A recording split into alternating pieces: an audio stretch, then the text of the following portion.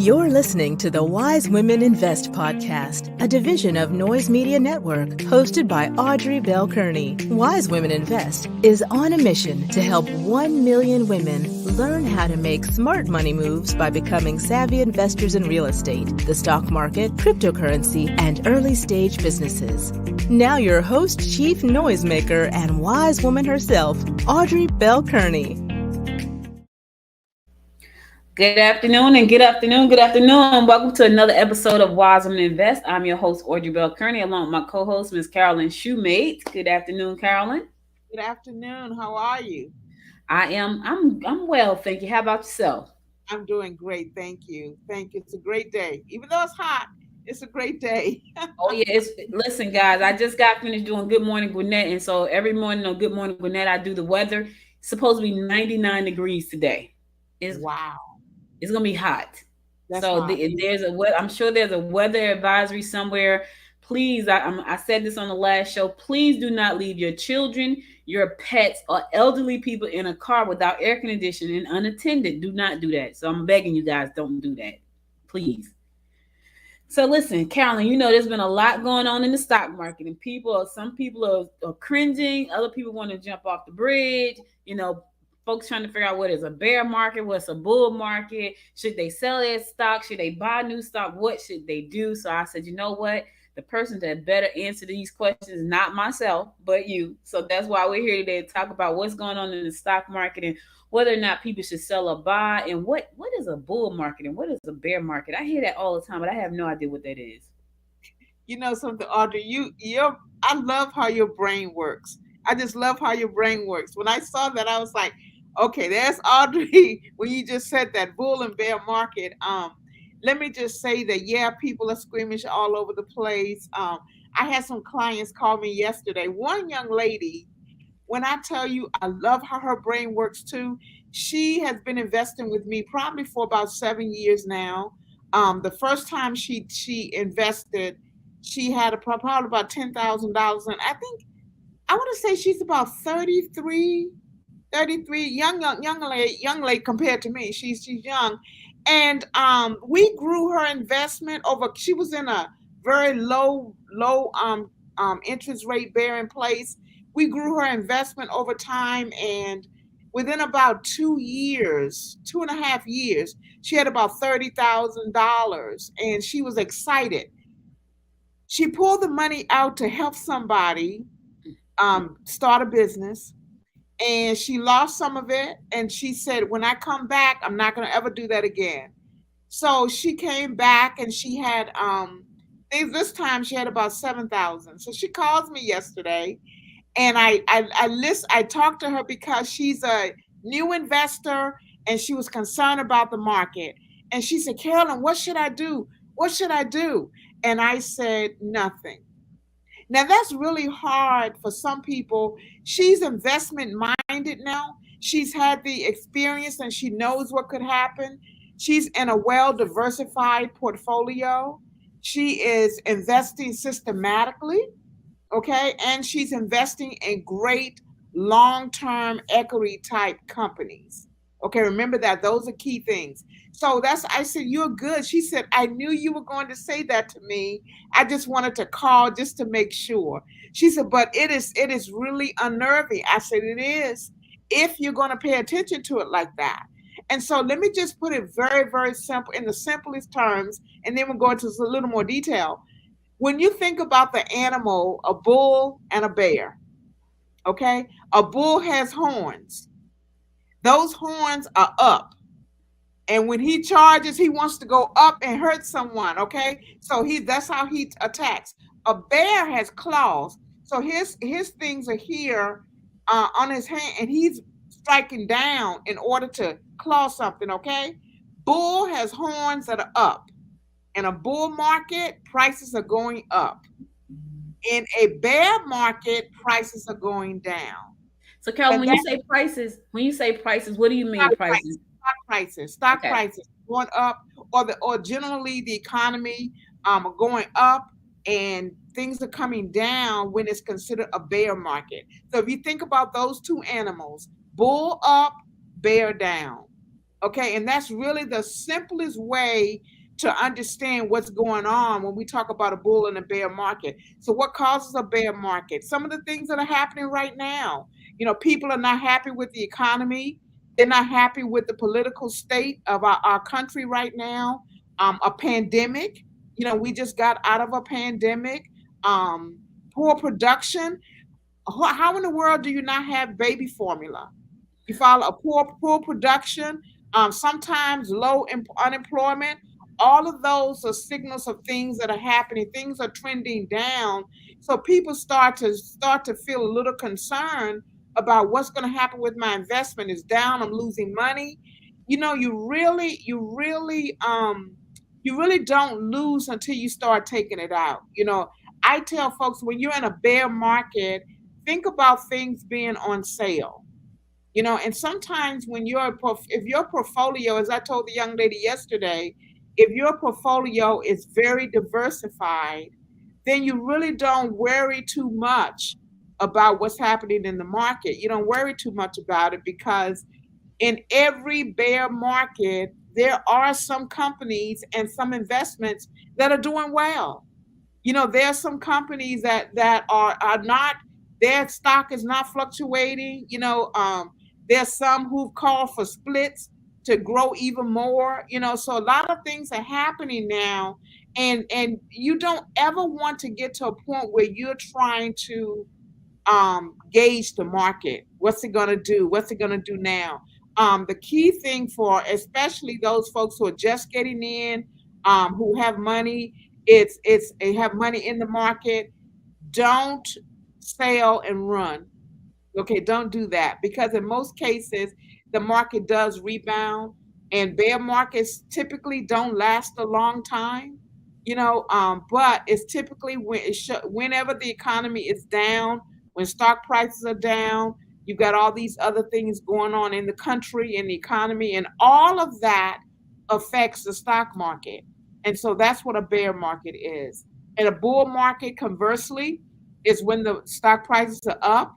And it's interesting, Audrey, that a lot of times people don't get concerned when the market is up.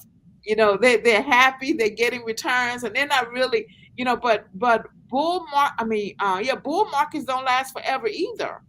Sometimes a correction is needed, but it typically signals that the economy is doing well. And we live in a world where if we're doing well, we don't worry about it. We don't say anything about it. We don't. But sometimes you need to review your portfolios during a bull market as well, just to make sure that you do have a little bit, you have great diversification, that maybe you need to balance your portfolio again. If you have too much money in one sector and not enough in another, may want to rebalance sometimes in there. The key thing is looking at how you're investing. If you're investing over the long haul, if you're investing, you may remember some shows ago, you and I did, we talked about dollar cost averaging. During a bear market, dollar cost averaging is your friend. And that simply means that when the market is down, you're going to buy more shares. If you're systematically investing, and that's one thing all of our audience should be listening to and thinking about. When you start to invest, you want to do it systematically and consistently. And that consistency is what's going to help you grow your portfolio over time. So if you think about it, when the market is down, you're going to buy more shares, because it's like everything's for sale. If a woman wants to buy, she can spend $150 on a pair of shoes, but if she can get that pair of shoes for $75, that's a bargain, right? And Right. so when the market is down, you're gonna buy more shares for the same amount of money you would have bought shares when it was higher. So the key is knowing that if you're dollar cost averaging, if you're in a diversified portfolio, if you're investing in companies that have always been a part of the mainstream economy, then you should be fine. Carolyn, I wonder why, if analysts know that the stock is going to rebound, why is it so much craziness surrounding the stock once the price drop? Because of what's going on in our economy. Because, like you said, it's going to rebound. So why not just sit tight and wait till it rebound instead of causing all this hysteria around things, it's going down, this is happening. People are losing their mind and thinking like, oh my God, I'm gonna lose everything. And it's just gonna rebound if they just sit tight. Why do you think that is? Because I think that's nuts. Well, it's the world that we live in, Audrey. It's the world of, let's talk about all the bad news. Let's talk about all of the, let's put that out there. Let's, it's interesting, but it typically, because they cannot say that it's definitely going to happen, and we tell our clients all the time, don't try to determine what the market's going to do. We tell our clients that all the time. Don't try to pick the market. Don't try to play the market, because, and they do the same thing. They don't sell the optimism, even though the optimism is there when we're in a bull market. They don't sell that. They'll just say the Dow Jones, we're bound today and we have a great day, and it's that. And so they like to sell the gloom and doom. Gloom and doom sells newspapers. People listen, it brings up emotional, and a lot of people buy on emotion. A lot of people do that. A lot of people sail on emotion. It's stuff that's going to continue to keep us, going and going. And they don't really know that it's going to rebound, Audrey. They hope that it's going to rebound. History has shown that it's going to rebound. And when you look at how people, we went from going to a department store to buy stuff to doing it online. So there was a shift in the market when that happened. No one talked about it a lot, but there was a shift at the beginning of 2020 when people really realized we were in a pandemic. You follow? But the pandemic took front page news.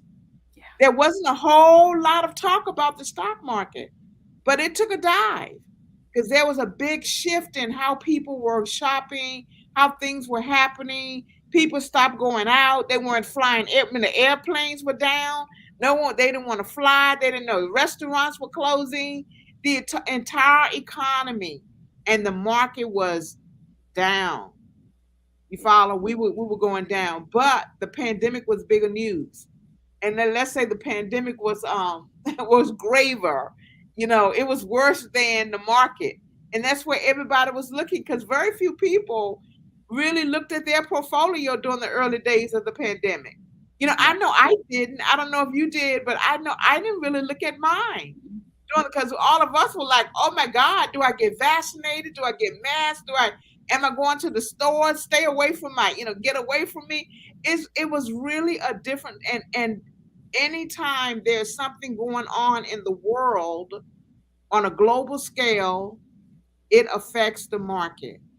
And what happens determines whether we go into a bear or a bull. Ukraine, look at what's happening with Ukraine. We got oil issues. We've got a lot of different things that are happening, and that's the world that we live in. And unfortunately, whatever gets the most negative news tends to sail in our country. That is so true. And you're right. During the pandemic, I didn't look at anything. Like I couldn't even think straight. It was so much going on till I couldn't even think straight. So looking at portfolios, I did not. What's crazy is, though, over the last week, I got a lot of cryptocurrency, and I'm looking at it, and I'm like, I looked at, like, you get like the little update on your phone. I looked at the little update, and I was like, you know what? I'm not going to even look at this because I know it's down. I know it's crazy. So I'm not going to even bother looking at it. I'm just going to leave it right where it is so I won't bother it. And I think about, a lot of people who are looking at it and they're going like, oh my God, I'm losing money. And I know, because we're in this space that you just leave it there. Don't worry about it. Whatever you're investing in, just leave it. I got AMC. I don't know what AMC is doing. I haven't even looked at it. Like I know I have that, but I haven't looked at it. I was like, I'm not looking at any of them. I'm just going to leave them there. Let me ask you this though, Carolyn, because I've been trying to figure this out. So if someone comes to you and they want to set up an account, a portfolio, they want to create one for their grandchild, right? And the grandchild is underage, because someone spoke about this earlier today, and they were saying, we want to leave some legacy investments back for our kids, and they were talking about how to do that. So if someone comes to you and they want to set up an account for a child, is that account in the child's name if they're underage, or is it in your name and they're the beneficiaries on that account, that investment account? It's your name. Now you can do an education IRA for the child. You can do a Roth IRA for the child. And the or you can do what's called a the parent is the guardian or the uncle or the grandmother, and the it's a custodian pretty much, and then the child is the beneficiary. So both names will be on the account, and then and once the child reaches the age of accountability, then you can transfer the account to the child. But both names will be on the account. If they're underage, I always recommend that both names be on the account. But you can also set up what's called a minor IRA that is in the child's name.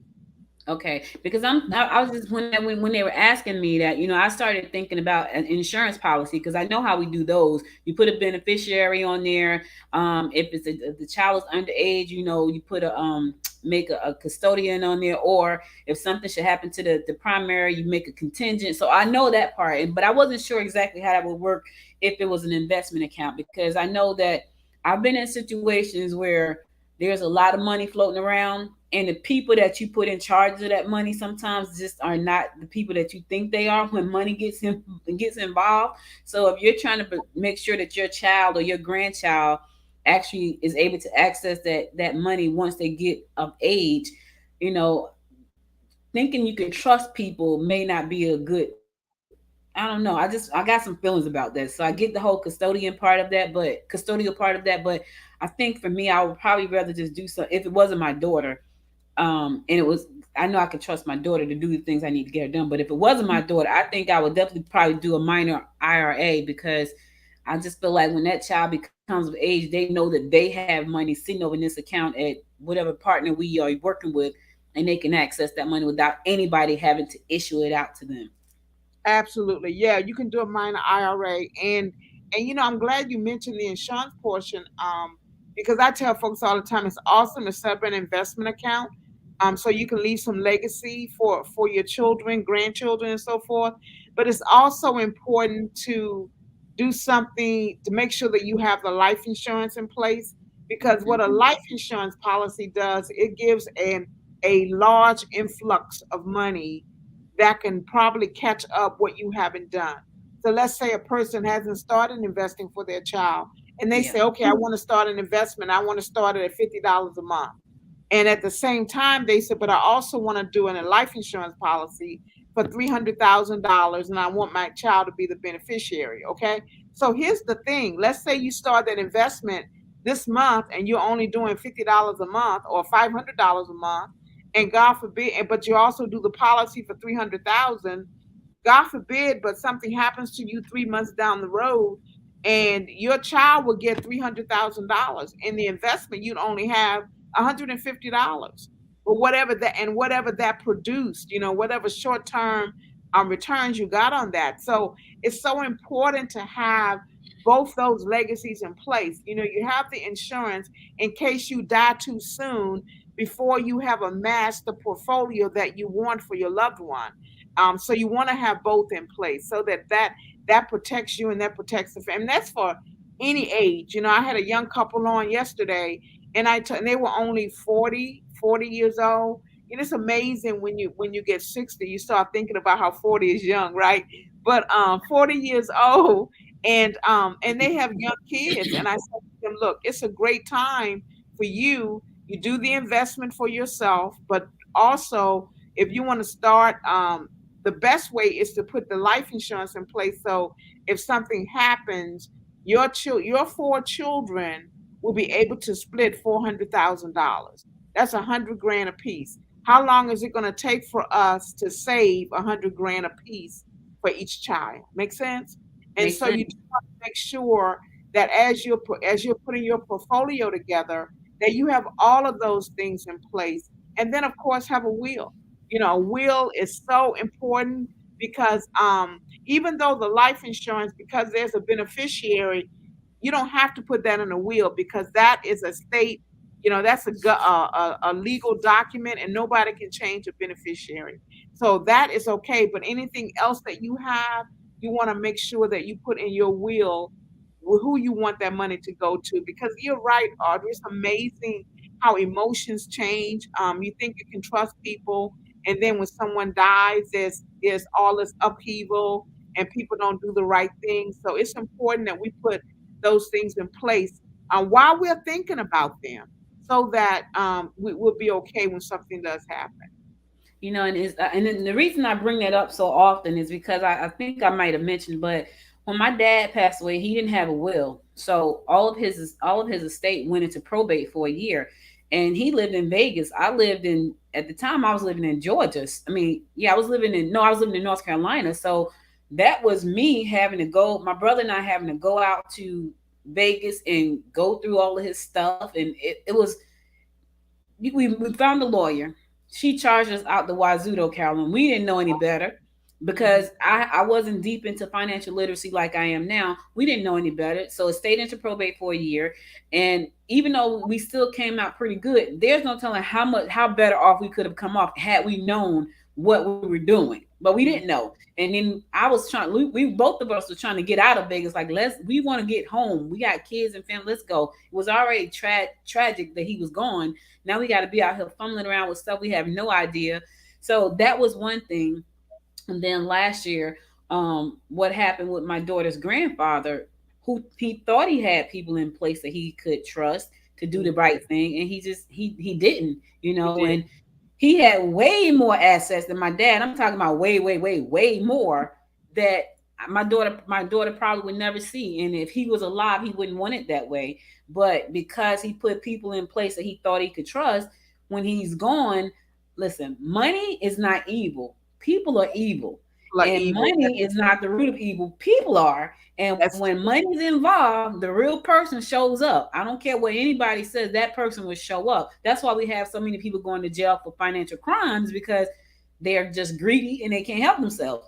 So I always say, like, I've learned, and I said to my daughter, I said, these are lessons that we have to learn, that mhm, no matter what happens, if you know that you cannot, now she knows she can trust me. I know I can trust her.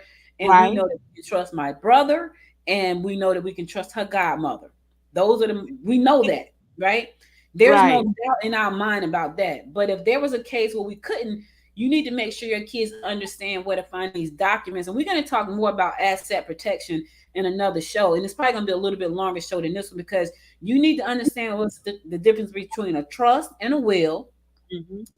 putting in executors over these trust and wills, because that's important. Who you put in charge, what does it say? Listen, I've seen documents, Carolyn, that was like 20 pages, 30 pages long, and it was just like, what does this mean, right? Because if you don't know that kind of stuff, you don't know. The other thing too I want to say, and you can give me your thoughts on this: teaching Mhm. your children financial literacy, like right now. Help them understand what it means to invest, because if they see a bear market or a bull market, they need to understand what that means. They need to know that, listen, if it's a bear market, sit tight. If it's a bull market, they need to understand these things. So I think that's really important, that we start now, because it's not going to change. The stock market has been around forever. It's not going anywhere. I don't care how much technology we have. If anything, you know, crypto is going to be on the stock market. It already has its own stock market, but it's going to be a part of the regular stock market in a minute. So it's not changing. It's not going anywhere.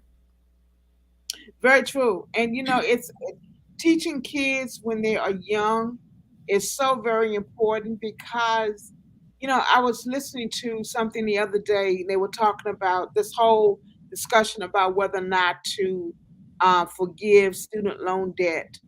And when we don't teach our children at a young age about financial literacy, and I want to talk with you about us doing some type of in person for mothers and their children, Okay. children, the kids in finance, how money works for kids. But when they get older and they go to college, they typically, like, everybody's not going to be gifted enough to have scholarships through school and not have any loans when they come out. But for a lot of our children, they go to school and the only thing they learn when they come out is debt, because they haven't been taught many of the financial concepts that will help them lead a very, very secure and financial life, but they come out with this whole big thing over their head of debt, a student loan debt. And so we don't talk enough about how to be debt free, how to invest when you're young so that you can have a nest egg when you get older, how that systematic investments works, how to make sure that you hedge your losses, all of those things, how banking works, how what happens when you get a paycheck, because none of that comes with instructions. But we should teach our kids at a young age that this is how, we show them how to spend money, but we don't necessarily sit down and show them how money actually works, that it is your friend, that it is not evil, that it can help you live a really great life when you learn the basic financial principles. So I agree with you there. It's something that should be taught at a very young age. Yeah, and understanding how to protect those assets once you learn how to accumulate them, like that's really important. Like, I remember I was with Primerica, and my uncle passed away, and I had created a will for him, my mother, and my two of my uncles and my mom. All of them had wills. That's because I created them for them. So when he passed away, there was no fighting. The will was there. There was no fighting, and he didn't have any kids. His wife had passed before him. There was no fighting. The will was there. Anybody who wanted to argue was in black and white. And the thing about it is, he and my mom are really close. So the brother that lived with him and my mom, they all had wills because of me, right? And so the rest of them, they can say whatever they want to say. Here's the paper. And he was in his right mind when he did it. He was working, he was doing everything. So it wasn't like he was sick and he did it. He did it years and years before, to the point where my mom had forgot about it. And I said to her, he has a will. And she's like, he does? I'm like, you do too. So they all had wills. So that's important. I know a lot of times we don't think about it, but let me tell y'all something. I don't know about any other group of folks, but I've been in situations where people come to the house and they want to take the pictures off the wall.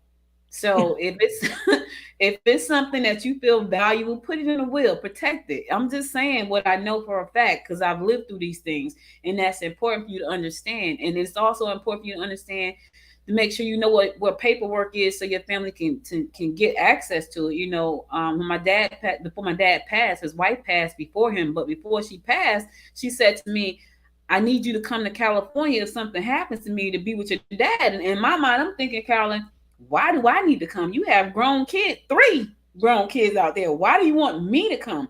And she said, I want you to come. And I'm like, well, I don't want to go. And I said to my mom, I'm not going. And my mother goes, you're going. I was like, I'm not going.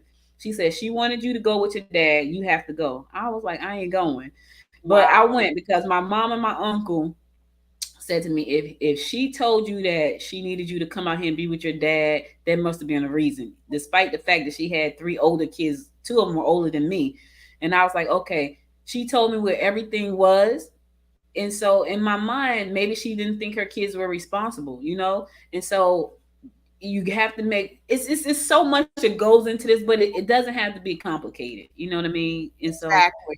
It doesn't have to be complicated.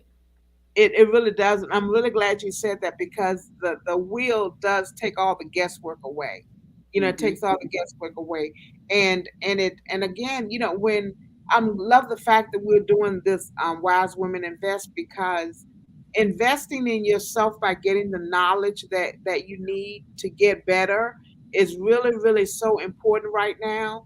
And it's important for all of us, because I think, if nothing else, the pandemic has shown that tomorrow's not promised to any of us, that we can get whatever it is that we want to get. We need to get today, get our understanding today. Start that new business if you desire. Start investing. Start putting things in place for your family. Put that will in place. Do the things that you want to do for yourself and your family, whether it's a bear market or a bull market. It does not matter. You follow? You just want to make sure that you're in there, because the bear market or the bull don't affect anyone who's not investing. All you're doing is looking at the news and getting panicky. But again, it's one of the things, again, I love about this broadcast, Wise Women Invest, is that we're teaching. And if you forget everything we said today, remember that bull horns, they're charging and it's up. So if it's a bull market, it's up. A bear claw, they like to claw. They're sharp things are in their hands, so that's down. And when stock prices are down, it's a bear market. When it's up, it's a bull market. But the key is, as you're learning, you act on it. You do something about it. Don't be a sponge and soak it all in, and you're not letting any of it come out and putting things in place for yourself and your family. That's right. Listen, we can learn all day long, but you got to take some action, y'all. You got to take action. Speaking of taking action, if you need Carolyn to help you get your portfolio in place, Carolyn, how can they reach out to you? Because I know that you help a lot of us and a lot of people in general who put stuff in place. And let me say this, y'all. I talk about this because I'm real passionate about this. We have to start creating legacy wealth, generational wealth for our families, right? Because some kind of way they have to survive once we're gone. If you are the person in your family that's the financial person, the literate person, then teach people, teach the next generation, teach your brother, teach your sister, help them learn what they need to learn, because you're not going to always be there. This podcast, this live stream will outlive me. It's going to be somewhere sitting on a crystal somewhere, because everything is stored in crystals. Believe it or not, it's in your phone. There's a crystal in your phone, right? That stores everything you do. So I may not be here, but somewhere on a crystal, somewhere in this world, this episode will be there. And you can look back and say, I remember when them two ladies told us about this.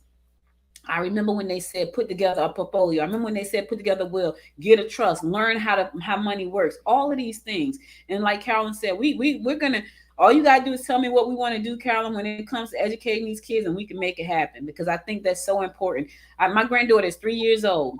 Her godmother, who is one of my best friends, bought her a golden piggy bank. And so she walks around the house and she collects everybody change. She can see a penny somewhere. She puts it in her pocket and she goes home and she puts it in the bank. The bank is filled up. So now she has a second one. She already knows that this is what you do. That's so great. The next step is to take her to the bank and let her put it into the bank, because she's that smart. The kids are smart, y'all. She's 3. People say to my daughter all the time, how old is she again? She's 3. She's literally 3 years old, and she could tell you about so many things. To have full-blown conversations, you have to teach them. They are there. They're ready to learn. They're smart. They know how to use cell phones and tablets. These children are smart. They understand how to go into.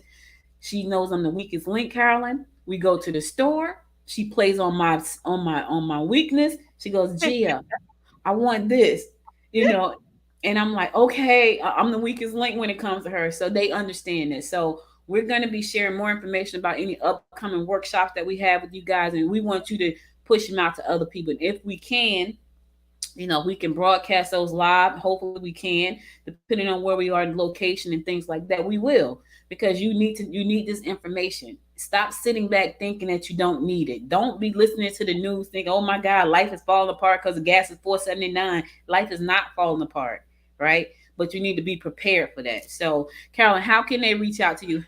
Hey, Missy. My number is 404-844-8110. Again, that's 404-844-8110. Wait a minute. 8110. Okay. 8110. Okay, I have 404-404. I'm like, that's a lot. So 404-844-8110. That is correct. That is correct. Okay. Missy stopped by again. Thanks for stopping by again Wednesday. She got Wednesday. WIN. Thank you, Missy, for stopping in. I love that. Yeah, that is nice. We want to make sure that, we are providing. This platform is not just for me to get up here and talk. I talk a lot, I know, but it's also for us to get up here and share what we know. And so Carolyn knows way more about financial investing than I do. I do know some stuff. I can get you a life insurance policy, but she knows way more about the investment side than I do when it comes to stock markets. Now, you want to holler at me about crypto? Holler at me. But right now, we're going to give you all we got on this side. So, Carolyn, thank you again for reaching out. I really appreciate you. Wait a minute. Let me put your name by that. I should have put your name by that. Hold on, y'all. Hold on 1 second.